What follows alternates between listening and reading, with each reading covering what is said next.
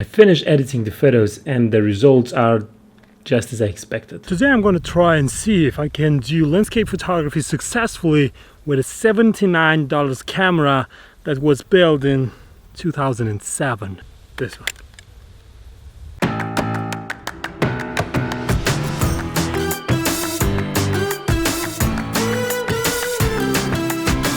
Hello everyone, my name is Toma. I'm a full-time landscape and travel photographer. This channel is all about landscape and travel photography and also gear reviews. So if you want to see this kind of videos, make sure to subscribe. And now let's get back to our video. So I'm photographing today with this Canon PowerShot S5IS. It's an 8 megapixel camera. It's a camera from 2007. It shoots only JPEG. It has full manual control, which is really good for landscape photography. It has a focal length in 35mm equivalent of 36 and up to 432, I think. It also has menu focus, macro settings. It's everything in one package, and the question is, will you be able to see the difference? Will the photos look that bad with this camera? This camera can be bought on Amazon for about $79. It's a 12 years camera. It's not even a DSLR. So I'm really curious. I'm really curious to see if you really need all that expensive gear. So first we're going to take some photos, and then of course I'm going to jump into my studio and analyze the photos, and then I'm going to show you the photos, the web resolution photos, and you'll be able to judge by yourself. And make sure to leave a comment below to say your opinion about all that. Before I begin shooting, let me show you the location where we're going to take the photos.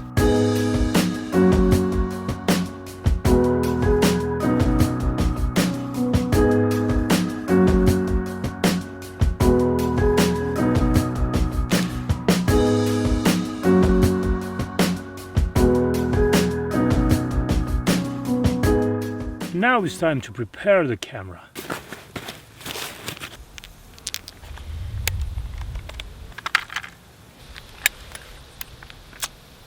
Top quality. I will have a panoramic shot right over there, but I'll wait a little bit longer just to have a light that it's less contrasty.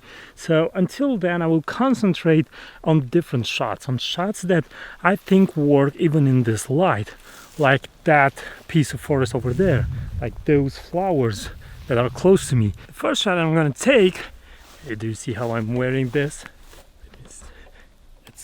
I'm doing it like a pro. So the first shot that I'm going to take, it's going to be some trees and some flowers right at the base of those trees. For this shot I'm having these flowers displayed in a horizontal line, and I'm going to have the trees behind it. Even though the shot is going to be done in a landscape format, the development of the photo is going to be on a vertical line.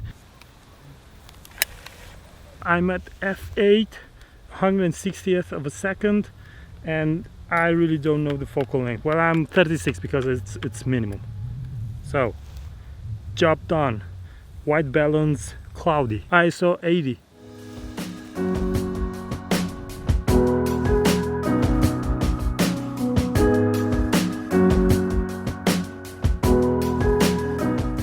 Now it's time to move on closer and to actually capture like an intimate shot of the tree.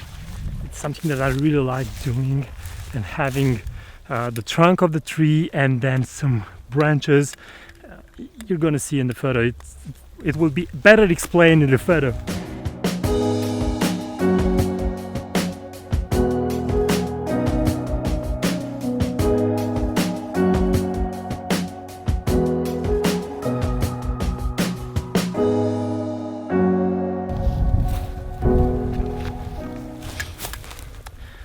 Now it's time to do some macro shots and to see the type of shots that you can do. This is a great thing about this, a camera like this. You have everything in one package. You move very light. You don't have to change lenses. You can do macro, you can use the wide angle. It's not very wide, but still 36 millimeters. It's pretty wide. For landscape, it may be enough. You can do panoramas and stitch images together, and then you have a really wide angle. But the versatility, it's really there. I'm curious to see the quality of the images and to judge them accordingly. It's a 12 years old camera. It's not a DSLR. It's a consumer camera. It's something that every person could have. So let's do some macro photos of some thorns and some flowers.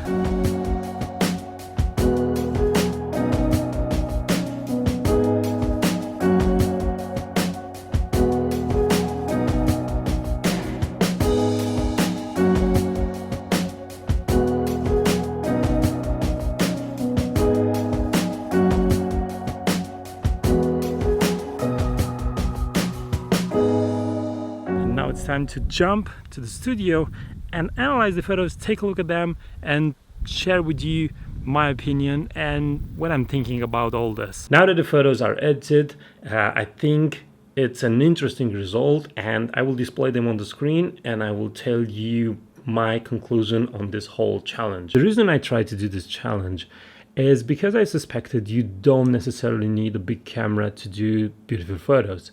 And in a way, my suspicions were confirmed. So I used the camera from 2007 and produced these kind of results.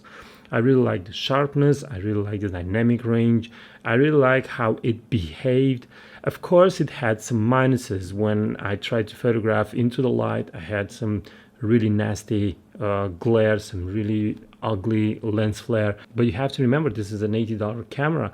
And it's also made in 2007. So I think that taking this into consideration, imagine what a 2019 similar camera would do.